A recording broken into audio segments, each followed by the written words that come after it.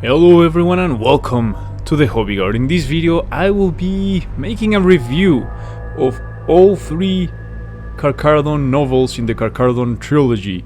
Now you see 5 books here on the screen. These are, well, 2 of these, are short stories which I, full disclosure, have not read. But I have read the 3 main books in the trilogy. I am just done reading the last one pretty much yesterday. And these are Carcharodons, Red Tide by Robbie MacNiven, The Outer Dark by Robbie MacNiven, and Void Exile by Robbie MacNiven.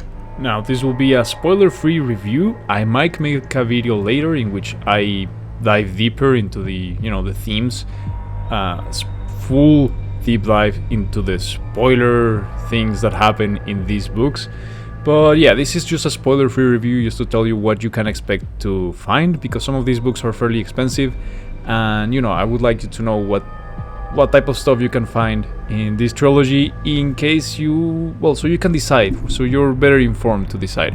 Now in the background here I am trying to show some of my gameplay in Space Marine 2 with my Carcharodon customization, and I do have a video teaching people how to roleplay a Carcharodon in Space Marine 2, so feel free to watch it if you're into that sort of stuff. Unfortunately, Windows Media Player absolutely sucks and my video is lagging even though it's not online or anything, so I don't know what to do. Maybe I'll just leave it there. Hopefully the lagging does not become way too distracting. Let's see. Okay, let's hope it doesn't lag too much. But anyways, so an overview of these. I won't tell you like, oh, this book is good or this book is bad. I'll tell you perhaps the things that I liked and the things that I didn't quite enjoy as much, and why. And this goes across the board for all 3 books, I want to say. Certainly, okay, this background video is not working at all. So yeah, sorry about that. No background gameplay for this video. Thank you, Windows Media Player. This goes across the board for the trilogy, but I will say, and I think in general, just for this author, Robbie MacNiven, I think he's great at describing fight scenes. And the previous book that I read of his is Oaths of Damnation, which is about the Exorcist. I do have a review on that book, and I think that book I really enjoyed that book, to be honest. But certainly the standout of the book to me were the fight scenes, and this goes for the trilogy. The action, not fight scenes necessarily, it's not a movie, right? But the action in these books and the grim darkness of, for example, chaos and so on across the trilogy, I think is the strong point. So if you're into Bolter corn, as some people say, just change the C for a P, then I think you're gonna enjoy this. Now, just again, a spoiler-free sort of surface review of each book. I will start with Red Tide, the first one in the trilogy, and this is a great entry point for the Carcharodons. Basically, this book relies heavily on 2 things. It's been a few months since I finished reading it, so sorry if I forget some of the details. But I think this book relies on 2 things. First of all, it's constantly teasing you about the mystery of who the progenitor of the Carcharodons is, like which Primarch does their gene seed come from. And it basically explores the history of their chapter very ambiguously the whole time, and it's constantly teasing you, right? And comparing the Carcharodons to other chapters. So it's like, okay, are they descendants from a traitor Primarch Legion, like the World Eaters, from Angron, because they suffer from a rage, or maybe they're descendants of the Angel Sanguinius, or maybe they are descendants from the Night Lords, Conrad Kors, because it's not a huge spoiler, they're literally in the cover, there's Night Lords, and they are the main antagonist of the book, and it's pretty cool to see just space sharks and Night Lords just going at it, the Carcharodon Astra, as they are called now, just absolutely going at it, just being the worst that they can to each other. I really enjoyed that part of the book, but certainly I think that's one of the strong points of the book, right? It's constantly teasing you. Full disclosure, we never get to know officially where they come from. Literally, their Primarch, they call him the Forgotten One. So it could be anyone. Could be one of the lost Primarchs for all we know.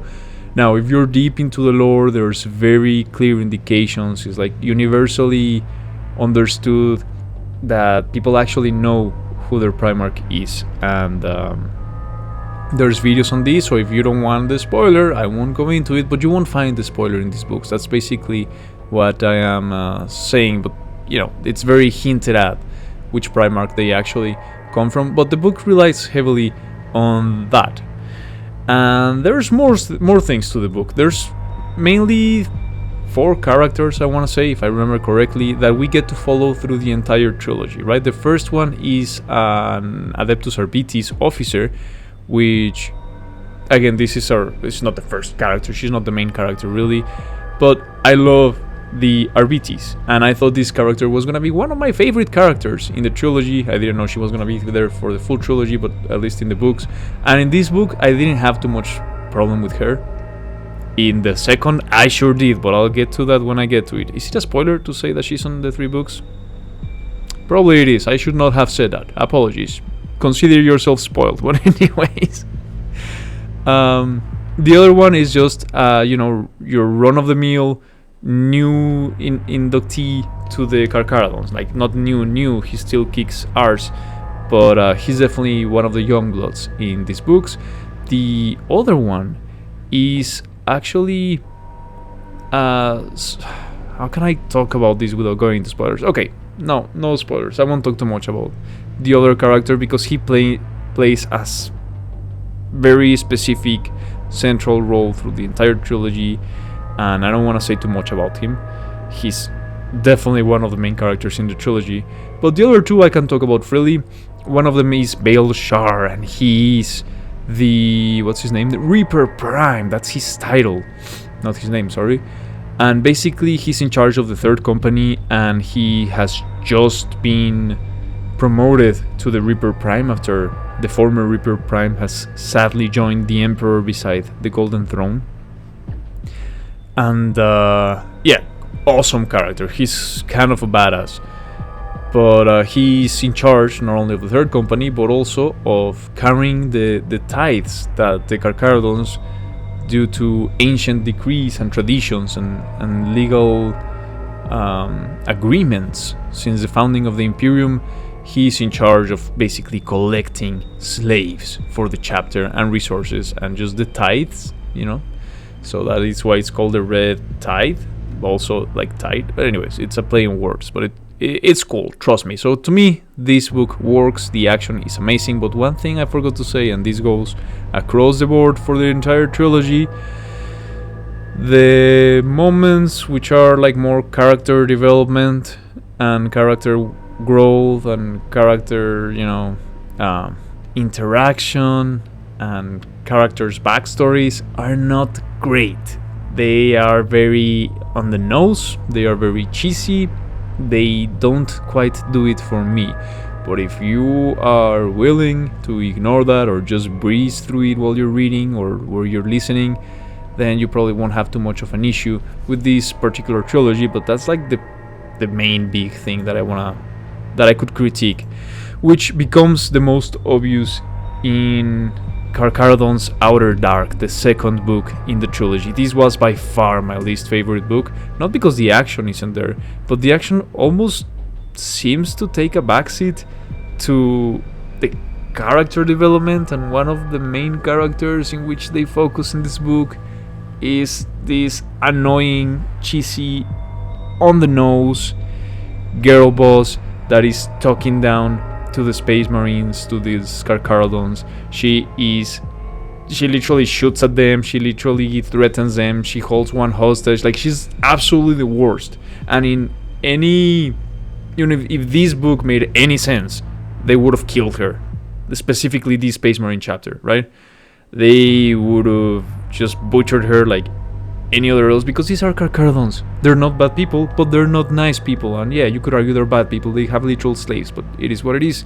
It's the 41st millennium, let's not apply our modern morals to them. But I don't know, this is okay. There's a lot of advertisements in the background there that I don't care too much to show, so let me see if I can change this. There you go, that'll do it for now. official Black Library website.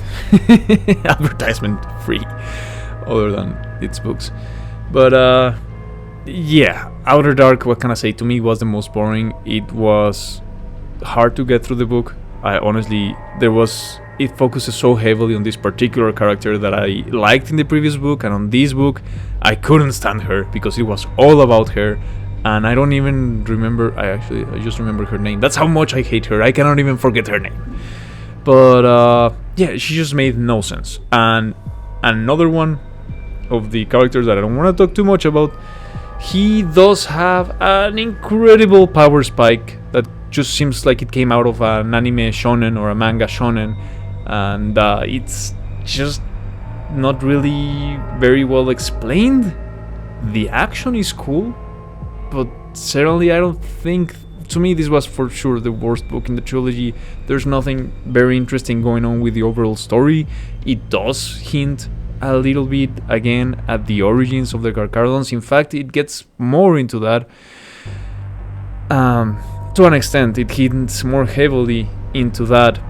I just think that they could have done so much more with where the story was going, because it all revolves around this. Not all, but there's a lot of things going on in this book. I cannot really tell you what it is about, other than what you can read here on the screen, I suppose. But the action is great. When there is action, and when that stupid character that I hate is not in there, the action's pretty brutal. It's pretty grimdark. It's pretty fun, and I like that the action sequences are like easy to follow. You know, for some people it might be repetitive, but to me that just does it, right? And thus we come to the third book in the trilogy, Void Exile, the one I just finished yesterday.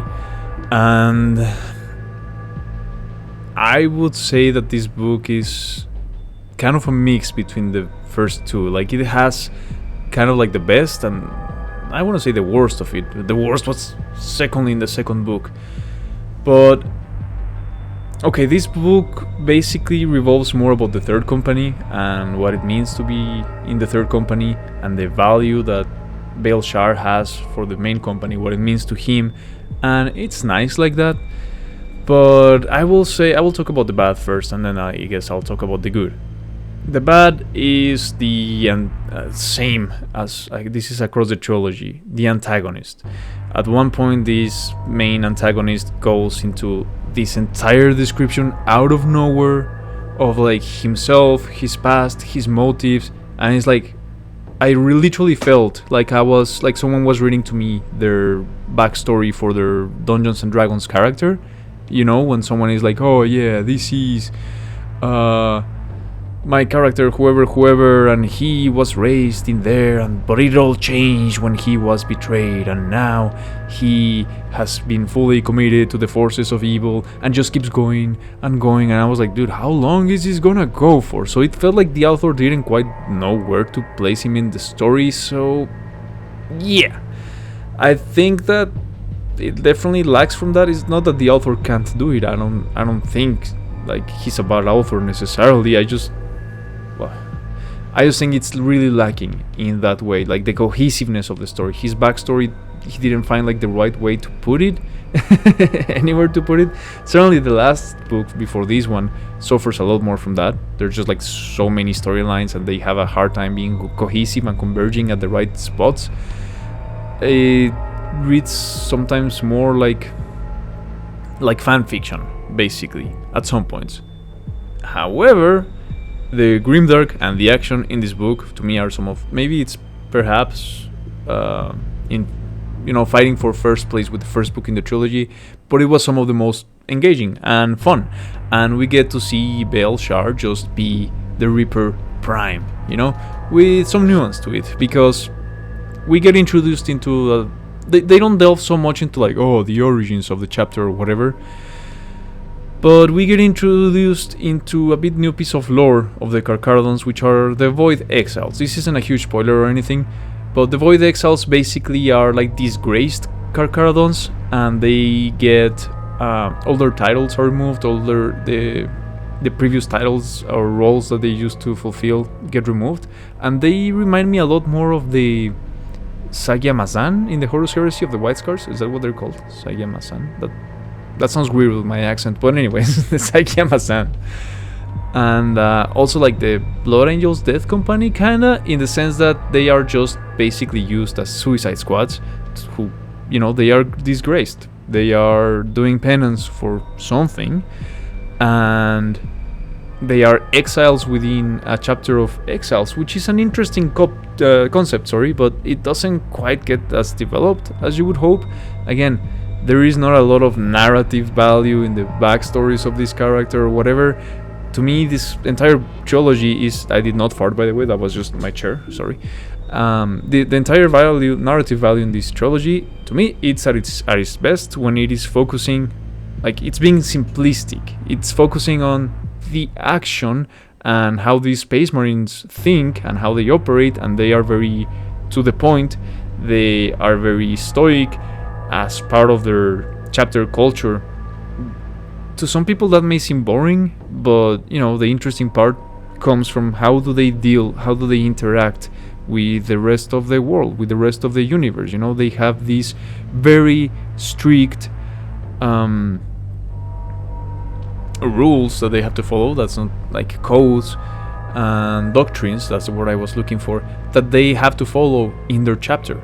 And in this book we get to see what happens when they don't follow those doctrines.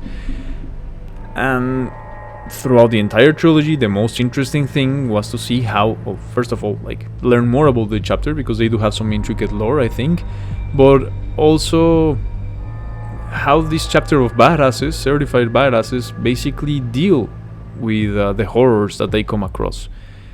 So this book, I don't know, to me the only standout basically is the action.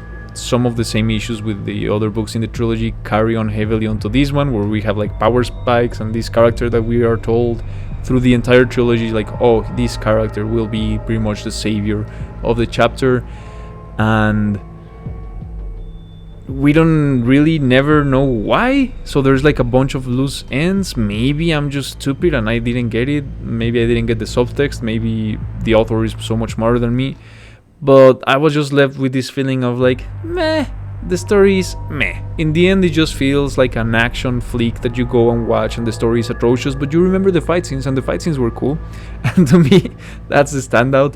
That's all I can share for this book.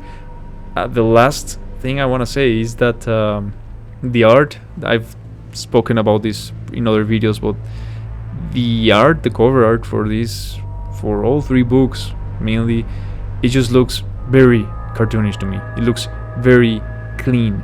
It looks very like dumbed down, very smooth, and I don't like it. This is not a chapter that is supposed to look like that. These are not characters that are supposed to look like anime characters. But unfortunately, the books at times do read like a shonen manga.